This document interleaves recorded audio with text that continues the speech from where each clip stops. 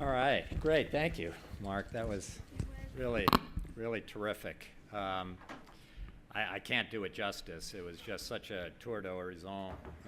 Really impressive, both of our speakers today. I'm certainly feeling very lucky that both of those men are in office today. Good afternoon, everybody. Mark said, I'm John Hanna, FDD Senior Counselor, and it's fallen to me to close us out today on what I think has really been a remarkably informative program. I've been around Washington for, let's just say, a long time, and I can tell you that getting this amount of time to listen to just one of the nation's very top national security officials, hearing them do a deep dive on the major challenges of the day is a relatively rare and special treat, but getting two of them back to back like this has really been, I think, quite an extraordinary day. We hit the jackpot. So I again would, they're not here, but want to thank both of our guests today, CIA Director Pompeo and National Security Advisor McMaster, not only for their really illuminating and insightful comments, I thought, but for their long and very distinguished careers in service to the well-being and security of the United States. And I think I speak for everybody at FDD that it was a real honor to host both of them today.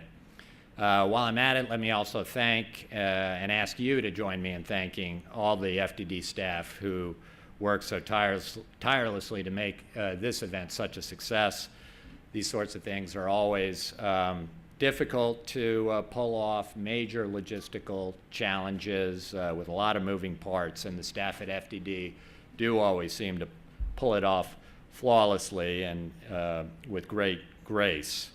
Let me also finally thank the FDD investors who are here today again, both those who are with us, those who haven't been able to join us, but all of them make events like this one and all the work and research that FDD does possible. Since I can't do justice to a full summary of what we heard today, let me just finish by making one observation that struck me listening to both of our speakers, but it really does follow on from what the President said on Friday. This is a little bit hard for me to believe, and I'm sure there are historians in the audience who will prove me wrong, but when I think about it, this may be the first time in the history of America's very troubled, very unhappy experience with the Islamic Republic of Iran that a U.S. administration has actually invested the time, energy, and attention to developing a comprehensive, holistic strategy toward Iran that attempts to address the full multiplicity of threats that it poses to the interests of the United States. Now, I worked in the government for, the better part of 2 decades, and both at the White House and at the State Department under both political parties. And I can tell you with a fair degree of confidence that no such comprehensive strategy ever existed during my tenure in government. And I'm fairly confident that that statement probably is pretty accurate when applied to the entire 38-year history of America's relations with the Islamic Republic, at least until this past Friday. So if I'm right, I think that's an extraordinary fact, especially when you think about how severe and relentless the Iranian challenge has been to the United States since those American hostages were first taken at our embassy in Tehran in 1979. The conflicts and confrontations with Iran have been virtually nonstop since then, as all of us know only too well. And yet no administration, certainly none that I was ever privileged to be a part of, ever made it among the highest priorities of American policy to develop a strategy to counter and confront Iran's malignant behavior across the full range of threats that it poses. Not just the nuclear program, not just terrorism, not just its malign activities to destroy the American project in Iraq, but across the full threat spectrum comprehensively. So I think, at least to my mind, having been a practitioner of American foreign policy for a long time, I think that's a pretty big deal.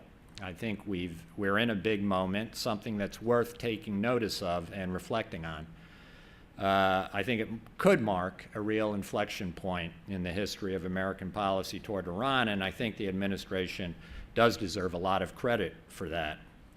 But as General McMaster noted today, now the real challenge comes: executing an extremely ambitious strategy against a very lethal and very determined foe. We may not have had a strategy for 38 years, but I can tell you, and I would bet, that Qasem Soleimani and Iran does. And they've had one. And as we all know, if you're going to will the ends with respect to a tough national security challenge, you've got to be willing to will the means as well.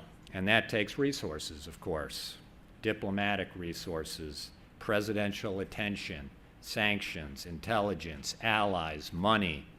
And unfortunately, while we can ask local partners to do an awful lot for us and an awful lot more for us, it will almost certainly also require a healthy dose of American military power, perhaps additional doses of American military power, including, in certain circumstances, troops on the ground.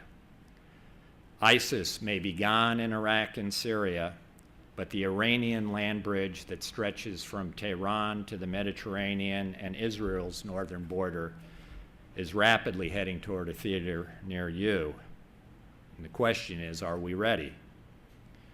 As the administration now goes about the very difficult, and I can tell you from firsthand experience, challenging task of turning this strategy into a diplomatic, economic, and military reality on the ground, where the rubber really does meet the road, and the risks and costs of what it will take to confront and push back against the IRGC's hegemonic designs, when those become all too real, the President and the administration will face absolutely daunting challenges and some very, very difficult decisions in the weeks and months ahead.